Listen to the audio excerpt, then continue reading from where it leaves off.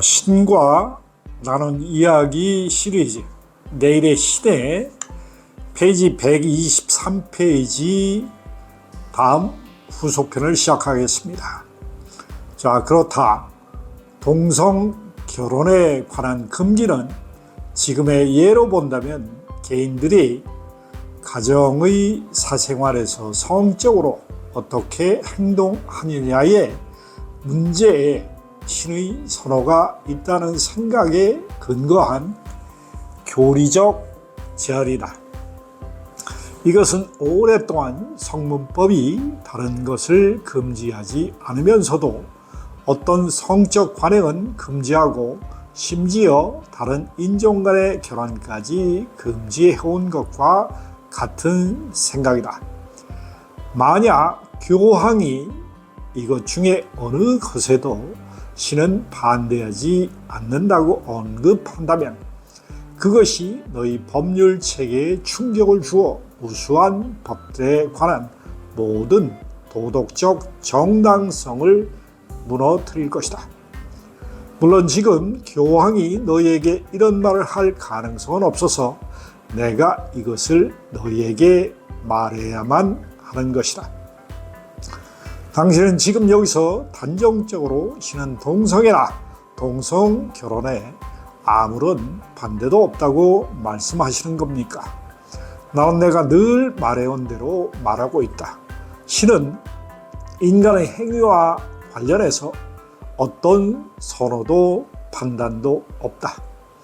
자, 여기서 아주 중요한 메시지가 있습니다. 신은 인간의 행위와 관련해서 어떤 선호도 판단도 없다. 나는 신에게 선호가 있다는 너희의 생각을 알고 있고 신이 어떤 선호도 없다는 견해가 정말로 모든 걸 망친다는 점을 알고 있지만 그래도 그것은 진실이다.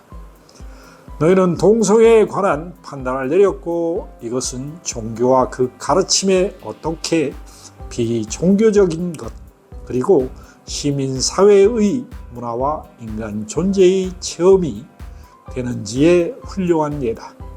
그들이 신을 믿든 안 믿든 간에 나는 다른 실례를 들겠다. 임신 중 유전자 조종에 관해서 전 당신의 논쟁을 좋아하신다는 생각이 드는데요. 그렇죠? 만일 내가 신을 논쟁하면서도 논쟁의 여지가 없는 방법을 알고 있다면 내게 알려주겠느냐? 알겠습니다. 그럼에도 논쟁이 갈등으로 이어질 필요는 없다. 토론한다고 말싸움을 벌일 필요가 없다. 탐구한다고 호되게 꾸짖을 필요가 없다. 그리고 자신의 관점을 충분히 표현하고 방어하기 위해 편가르고 정복하고 저주하고 죽일 필요가 정말 확실히 없다. 그러게요. 세상의 광신자들에게 그걸 말씀해 주시죠. 사람들은 자신의 말을 남이 들어주지 않는다고 느끼면 광신자가 된다. 그들은 자신의 관점이 존중되지 않는다고 느낄 때 광신자가 된다. 대체로 관점은 수용되어야 하는 게 아니라 존중되어야 한다. 너도 알다시피 만약 내가 다른 사람의 관점을 모욕하면 마치 내가 그것을 사라지게 해서 심지어 그것이 그곳에 없는 양 도외시 되기 때문이다. 그리고 내가 다른 사람의 관점을 사라지게 할 때 너는 그 사람을 사라지게 한다. 그러면 모든 것이 생존의 문제가 된다. 특히나 다른 사람의 관점이 너희 관점과 정면으로 대립할 때 그 사람의 관점을 중심으로 존중하는 법을 배운 사람은 많지 않다. 지구에 광신자들이 많은 이유가 바로 이것이다. 너희가 그들을 거기로 가게 만들었다. 와, 이제 내가 동의하지 않을 수도 있는 관점을 귀담아 들을 수 있겠느냐? 그럼요. 당신이 말씀하신 것이 나는 어떻게 종교적인 관점이 시민의 주요 담론이 되었는지, 그리고 민법이 어떻게 출산 전에 유전자 조정에 관련이 있는지를 말하고 있었다. 아주 가까운 장래에 의사가 출산 예정인 부모에게 다음을 말할 수 있다. 나쁜 소식이 있습니다. 폐하를 검사해 보니 호지킨병의 유전적인 소인을 보이고 있습니다. 이제 그것을 역으로 돌려서 제거하기 위해 유전적인 조정을 할 수 있고, 그러면 당신의 아이는 아마도 그 병에 직면할 이유가 없을 겁니다. 하지만 폐하가 자궁 속에 있는 초기 단계인 바로 지금 그것을 해야 합니다. 당신이 동의할 수 있겠습니까? 부모가 뭐라고 답해야 하겠는가? 글쎄요, 그들은 물론 뭐라고 말하겠죠. 그런데 그건 맞춤형 아기를 만드는 것입니다. 인간이 어떤 허약함과 질병을 걸릴지는 신이 결정할 문제입니다. 그것은 신의 의지이지 인간의 영역이 아닙니다. 근데 세상이 어떻게 당신이 그런 질문을 하실 수 있습니까? 너의 의도를 파악하고 있구나. 그리고 만약 충분히 많은 인간이 동의한다면 너희는 실제로 출산 전 유전의학의 개입을 반대하는 법을 통과시킬 것이다. 그러나 출산 후라면 너희는 내 후손이 호지킨병에 싸우는 걸 의사가 도와서 할 수 있는 뭐든 그들이 하게끔 허용할 것이다.